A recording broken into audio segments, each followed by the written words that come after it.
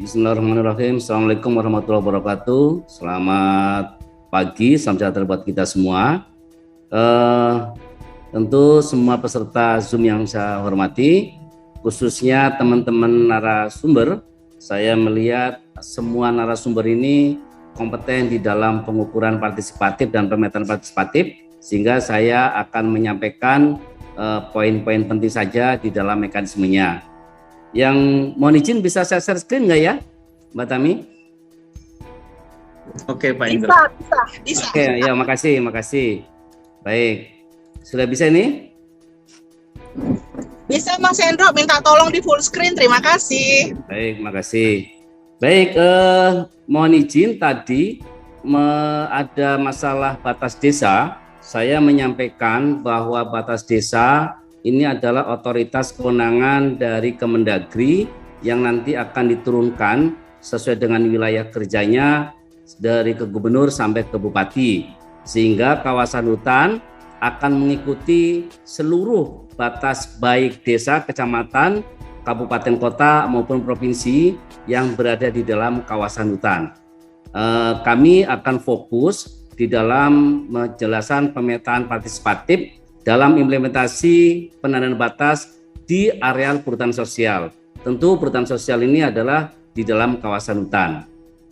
Perkenalkan, nama saya Suhendra Basori, sehari-hari sebagai Kepala Balai Pemantapan Kawasan Hutan wilayah 11 Yogyakarta, yang mana kantor di Jogja tapi wilayah kerja se-Jawa Madura.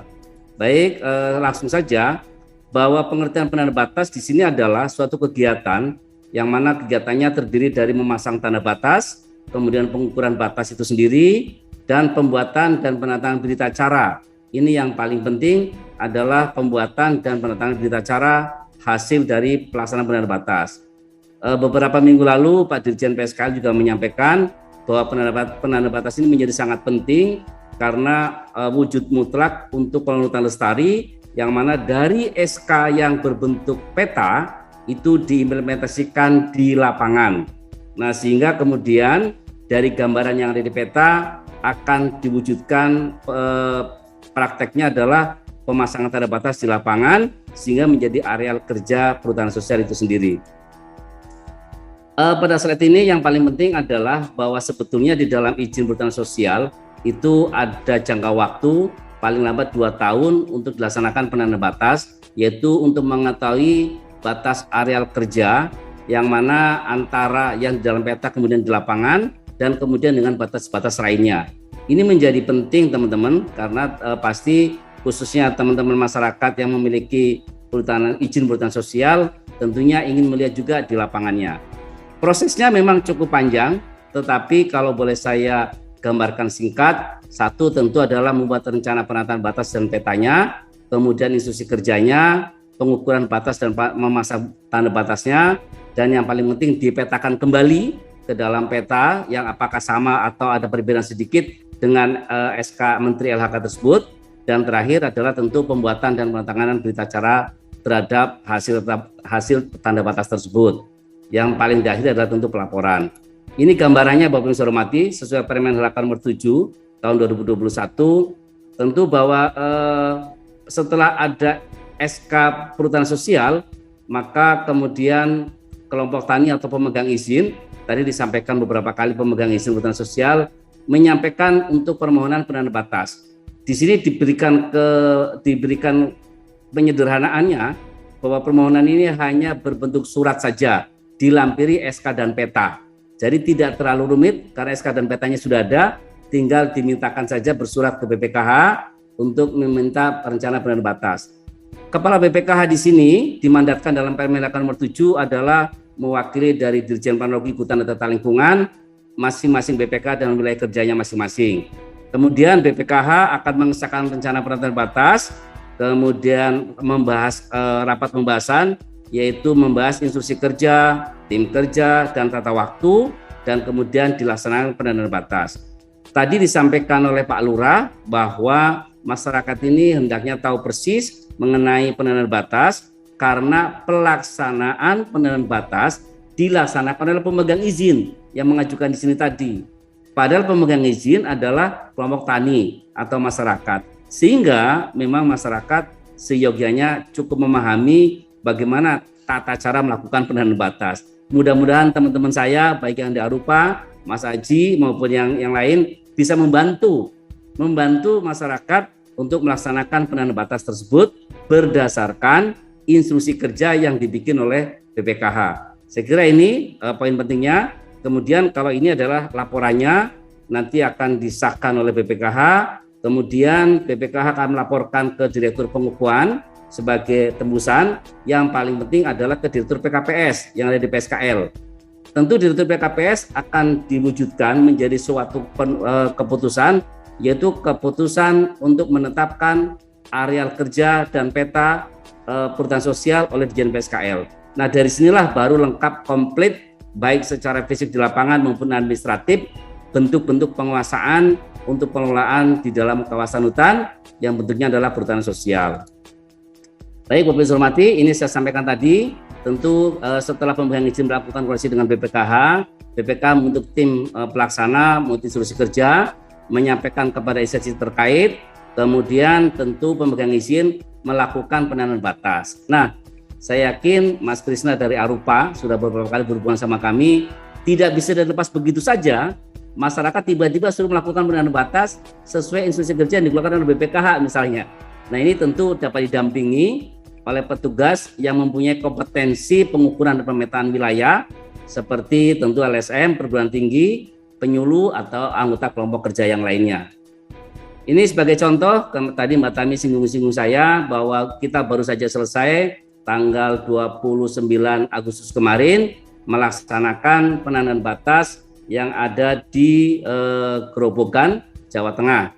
Tentu dimulai dengan rapat terlebih dahulu, kemudian memberikan penjelasan secara utuh, kemudian praktek lapangan, dan tentu dilakukan pendampingan. Kebetulan ini kalau ada yang kenal, teman-teman dari Dishub, Dinas LHK Jawa Tengah, dan kemudian dengan BPKH. Baik, peran-perannya adalah tentu BPKH setelah memberikan instruksi kerja, maka akan melakukan supervisi. Supervisi ini adalah untuk memastikan apa yang tadi di dalam instruksi kerja dilaksanakan dengan baik dan benar. Supervisi bisa dilakukan dua hal, baik secara langsung di lapangan maupun dengan desk analisis. Kalau tidak terlalu bermasalah, maka cukup dengan desk analisis. Tetapi kalau dianggap bermasalah, harus ke lapangan. Nah, kemudian teman-teman baik pendamping maupun pemegang izin perhutanan sosial, jangan khawatir terhadap batas fungsi, batas luar, dan batas izin lainnya. Ini dilaksanakan oleh BPKH. Jadi teman-teman hanya melakukan penanda batas sendiri. Batas sendiri itu adalah batasnya perhutanan sosial dengan kawasan hutan yang lain. Kira-kira gitu, bahwa terhadap batas-batas ini akan mengikuti tanda batas yang ada di BPKH. Kalau belum dilakukan penataan batas, tugasnya BPKH melakukan penataan batas. Saya kira ini lebih mudah kira-kira untuk pelaksanaan di lapangannya. Tentu pemegang izin sekali lagi sebagai pelaksana nanti akan beberapa hal yang harus dilaksanakan, tentu sesuai instruksi kerja dan menanti beberapa berita acara. Yang pendamping sekali lagi ini diperlukan, maka forum pagi ini saya kira sangat mulia karena akan mudah-mudahan memudahkan para pemegang izin perhutanan sosial yang disebut dengan pelaksana penanaman batas, kemudian seperti apa kompetensinya. Maka pendamping ini sangat penting kalau menurut saya. Mudah-mudahan Mas Krisa, Mas Aji, atau tadi yang menangani di pojok desa, yang mengenai spasial, membantu penuh dengan kegiatan ini. Kemudian saksi ini diperlukan apabila tentu paling penting kalau ada izin lainnya, baik izin penggunaan kawasan hutan, izin KHDTK, maupun izin perhutanan sosial itu sendiri. Siapa tuh dia berimpit. Nah, ini juga diperlukan saksi. Baik, secara umum saya boleh gambarkan satu slide bahwa tugas-tugas PKTL khususnya BPKH dilimpahkan kepada BPKH membentuk SK tim, pengesahan rencana penataan batas, instruksi kerja, supervisi, dan tadi melaksanakan pada batas fungsi, batas luar, dan batas izin lainnya. Kemudian tentu kami berharap kemarin di Grobogan dan di dua tempat lainnya, Pusdiklat dalam hal ini BDK, yaitu Balai Diklat Kehutanan, melakukan pelatihan terhadap pengukuran pemetaan dan bintek. Mudah-mudahan ini juga bisa diambil perannya oleh teman-teman yang lain, tidak sekedar berharap semua pada BDK. Kemudian desa kecamatan, tadi KPCDK pemegang izin ini sebagai saksi, kemudian LSM perguruan tinggi, dinas kehutanan, penyuluh sebagai pendamping. Sekali lagi pemegang izin selaku kuasa pemegang izin adalah pelaksana penentuan batas itu sendiri.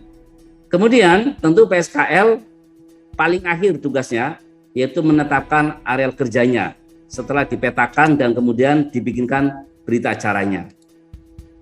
Kemudian ketentuan teknis pengukuran, ini mudah-mudahan saya tidak terlalu banyak detailnya karena teman-teman lebih pakar narasumber yang lain selain saya ini, yaitu khususnya yang saya sampaikan adalah alat ukur, itu semula hanya GPS dan GNS atau catur daya, sekarang ditambahkan alat ukur lainnya yang memenuhi ketentuan teknis. Maka kemudian silakan penyederhananya adalah misalnya menggunakan smartphone dengan aplikasi berbasis SIG ataupun yang lainnya.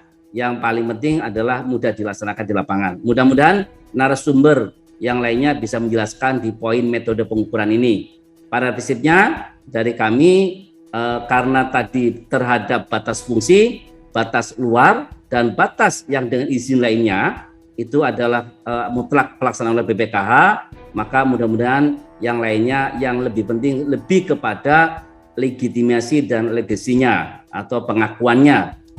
Baik, ini bentuk PAL yang diharapkan, walaupun prakteknya kemarin ternyata berbeda-beda, yaitu bisa menggunakan PAL kayu maupun menggunakan paralon.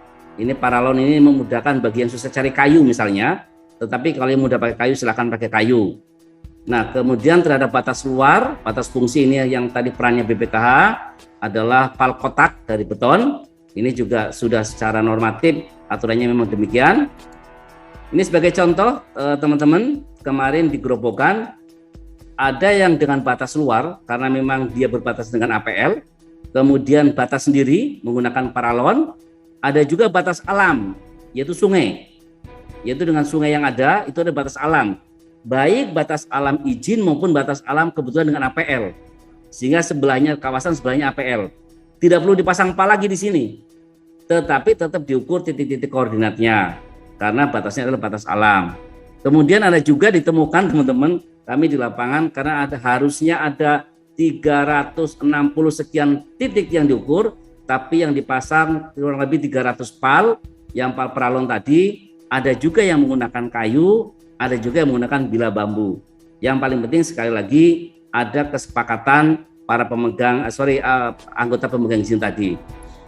Baik, kemudian juga dipasang papan pengumuman seperti ini yang kemarin dilakukan di Semarang yang sudah selesai, yaitu kelompok tani hutan lembu lestari. Pelaporannya juga sangat mudah. Kalau kita menggunakan permen LHK yang tidak dengan disederhanakan, itu ada kurang lebih sekitar ada 5 berita acara. Tapi khusus kali ini untuk perhutanan sosial cukup dengan 1 berita acara. Itu pun berita acaranya tidak menganalisis, lebih kepada titik koordinat pasang sudah atau belum, kira-kira gitu aja. Sehingga nomornya berapa, terpasang nomor berapa, dan ada juga apakah yang tidak terpasang, hanya menggunakan apakah batas alam, apakah pohon besar atau dengan tumpukan batu atau yang lainnya. Ini hanya begitu saja. Untuk berita acara supervisi kemudian disusun oleh tentunya BPKH. Pelaporan sekali lagi kita juga cukup sederhana, hanya 3 bab saja. Dalam ketentuan Permen nomor 7 untuk yang kegiatan lainnya itu kurang lebih ada 5 bab. Ada uraian dan ada kajian. Tapi kali ini cukup dengan 3 bab saja. Sekali lagi begitu disederhanakan, mudah-mudahan mudah dikerjakan oleh teman-teman kelompok tani dan dipahami juga oleh para pendamping. Kemudian sampulnya, Bapak Ibu hormati, memang ketentuannya adalah untuk perhutanan sosial warna hijau, memudahkan pengarsipan baik di BPKH maupun di tempat lainnya. Ini adalah ketentuan di dalam Permen LHK, kita tinggal ikuti saja.